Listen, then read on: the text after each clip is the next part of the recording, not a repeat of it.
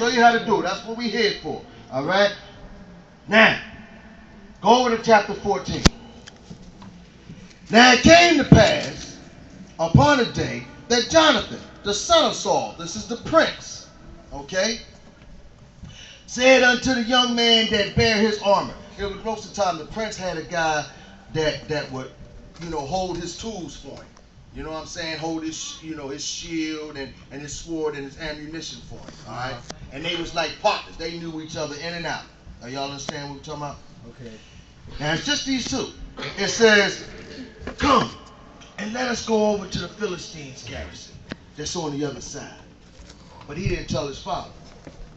And they had an idea, look, you know what? We're going to start something. We're going to cause something. We're going to have an occasion to do something. There's sometimes God will put in your mind to start something. You got to start something when you're trying to get that Philistine's foot off of your neck. All right. You can't just lay there. Talk about, please, Mr. Bigfoot, please get your foot off my neck. I'm begging you, please stop. Deacon Jerry stands up here all the time talking about Alcohol Anonymous.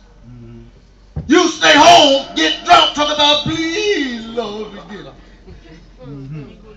Are y'all understanding what we're talking about? Y'all sit there and watch all the news, all the big stars, divorce after divorce after divorce. Well, why are they getting divorced? Because she won't shut her mouth. And you go right home and open up your mouth. The dudes do the same thing. Why y'all getting divorced? Because he don't know how to keep his pants up. And you see and you watch it. Please don't let it happen. And turn around and do the same exact thing. We stand right here in this church right here today. Saying, please, y'all, open up your mind, listen, hear what we're saying, get it in your spirit, and then do it. You sit right here, go to sleep. You might give Sister Lois a clap of hand, or go child, and go child in this seat until you get outside that door. Now guess what? You gone child. Don't remember nothing. And could care less. Each and every last Sunday. Please, Mr. Philistine. So God said, I'm going to have to start something. Now y'all understand? So he puts it in this bull's mind. He said, look, we ain't going over there. I ain't waiting for Satan to come to me. I'm going to go see what's up. Are y'all understand? But he didn't tell his father. And Saul waited in the utmost part of Gibeah. That word Gibeah means little hill. Saul waits under Gibeah. Now I tell you, he's a brand new king. Under a pomegranate tree, which is in Migron. And the people that were with him was about 600 men. Remember, he had an army of 3,000. But when he started to get ready to march to the Philistines' camp, looks like about 25, I can't do the math right now. Somebody do the math. Anyway, they started tracing off, hiding in the rocks and in the bricks. So now he only got 600 here with him. You ever get ready to do something, and as soon as you take a look at it from afar, I ain't gonna be able to do that. I ain't got no bus for it. I ain't got no car. You ever sit there, y'all understand what I'm saying? Women that been wanting to go on diets or whatever like that. You sit there and you watch the infomercial and you see the white girl or the black girl, whoever, jogging or whatever, you know what I mean? Looking good, and that be you.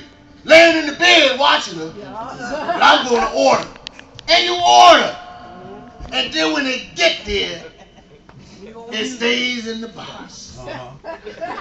So you order something else that you think is better than that. Stuff start drifting off. Are y'all understanding what I'm talking about? I've been plenty of times, men will come home from work, man, I've had a nice idea about how to romance my wife tonight. Yeah, boy, I got some Luther Vandross, or some, what's that boy that sing, got the vampire jacket. He sing Nova Kane, something like that. Oh, Frank Ocean. No, not that gay dude, not him. I don't want to mess with him. Another brothers? Who? R. Kelly's good enough. One of them cats. So you got all of that coming. You got the candles. And then when you start getting home, you get to looking and it starts drifting off. Man, I thought this was going to happen. But see, when I came in this joint, I got hit with the nag. And I don't even feel like it. Make me a ham sandwich and go to bed. Are y'all understanding what we try to do? Women do the same thing. Are y'all understanding? It starts drifting off. You have a good intention, and then when you start arriving to the point, all right, you done lost it all. You left here with these 600 men. Are y'all with me? Now, and Saul waited under the utmost part of Gibeah, which is under the pomegranate. Now, this word pomegranate means to rise. It means to get oneself up. A pomegranate, it means to rise. It means to get oneself up. He's underneath this pomegranate tree, and the pomegranate tree is in this place called Migron. Now, Migron means to precipitate. To precipitate. Precipitate is talking about to cause to separate violently. All right? It's talking about to make rash thinking. To think real quick, you know what I mean? Okay. It's talking about like all of a sudden the sky is nice and blue and everything, it looks good, and then precipitation sets in. You understand? See, the water done separated up there, and it starts to get ready to rain. Do y'all understand? It's like a sudden rash happening. Okay. All right? A separation. It means to go forth headlong. You ain't thinking with nothing but, no brain, just your fleshly head. All right, y'all understand what we're talking about? It means to be at the brink of disaster. It means to be at the brink of disaster. You ever been in a position where as though you like, I'm ready to do something that I ain't never thought I would do? Are y'all understanding what we're trying to get across? Do y'all think that a lot of these sodomites, I use the word sodomite, out here running up and down the street, ever thought when they was little kids playing football that they'd be on their knees behind a car with another dude? Some probably did. On their knees behind a car with some other dude. Young 10-year-old football player grows up to be, 25 years old. Now you find him up underneath the L somewhere for money. Doing something that he never thought that he would do. He came to the brink of disaster.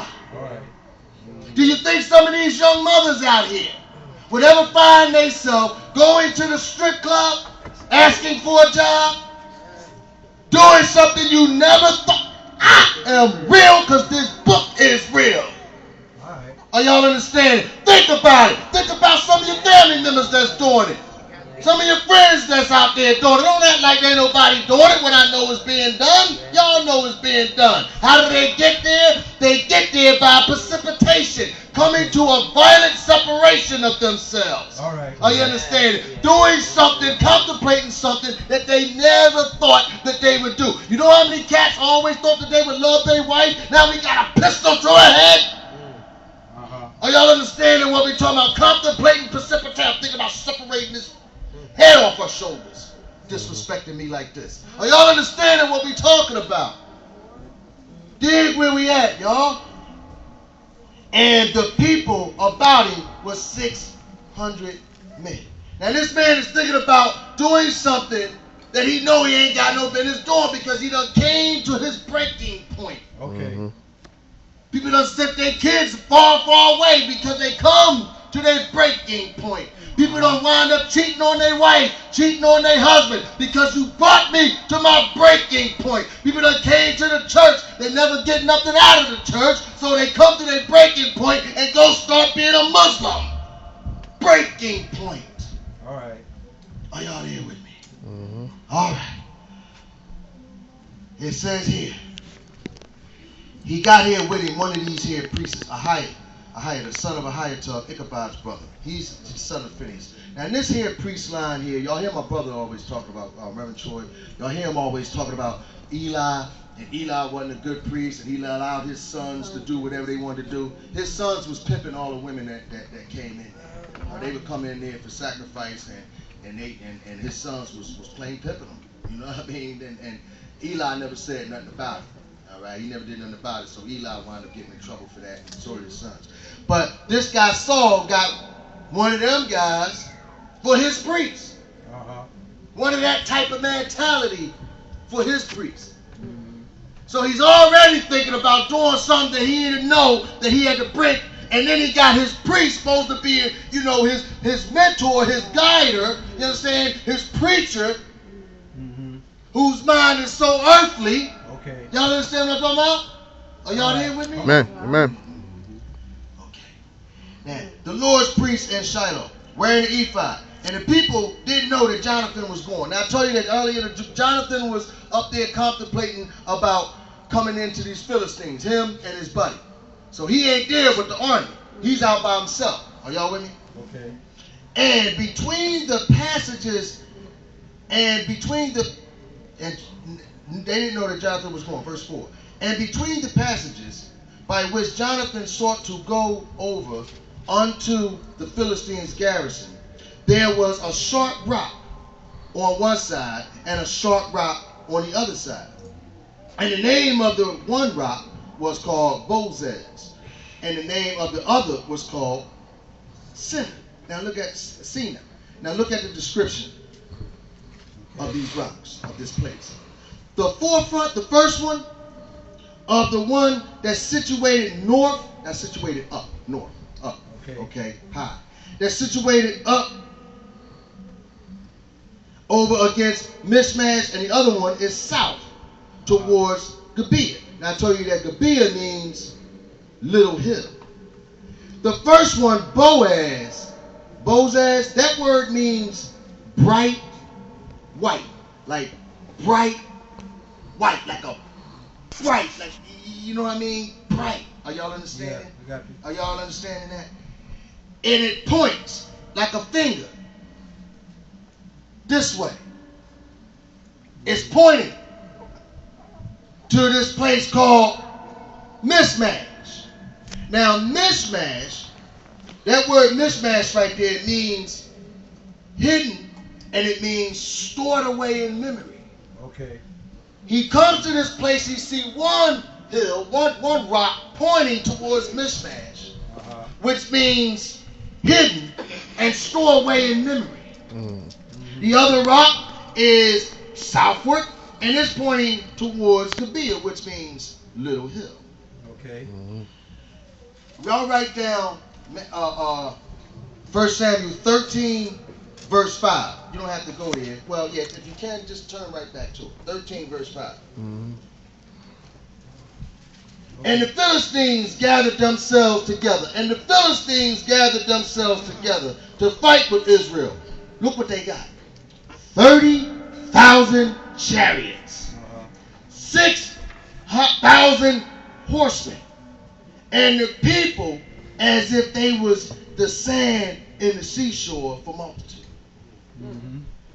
And they came up and they pitched in Michmash, eastward. Are y'all there? Y'all ain't catch it yet? All right. When Jonathan gets up to the first rock, he's on the rock and he's somewhere. You ever been in a place where you don't know which way to go? God's giving you an answer. One answer is this. Michmash. He's pointing to Michmash. Okay. On the rock that says bright white light, bright white light. It's telling him to think back, Michmash, think back to where the Philistine army was. Okay. Or at. The Philistine army was innumerable. Think back. You don't know which way to go? Think back to the time when the Philistines had you outnumbered. Okay. All right. To the time when Satan was the only sort of peace that you can get. He was just too big, too innumerable. Are y'all understand? I'm never going to be able to quit. Okay. I'm never going to get no peace. It's not. Are y'all with me? All right. Are y'all feeling me? He's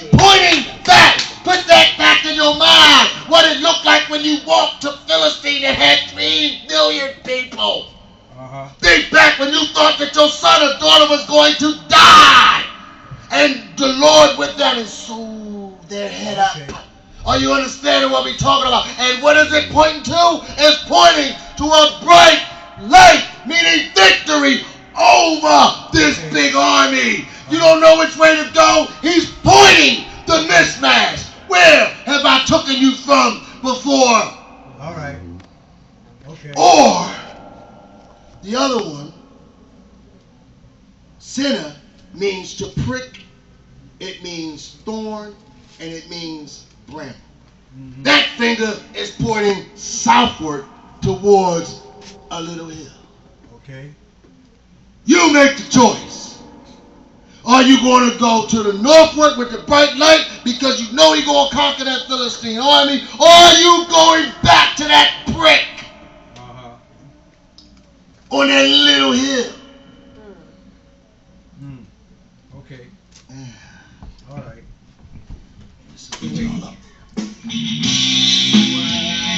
Listen, I'm trying to get y'all to think. Have you ever sat back thinking, do anybody care about where I'm at? Do I want to stay in this church, in this Christianity, when I don't even feel God? I don't even see God.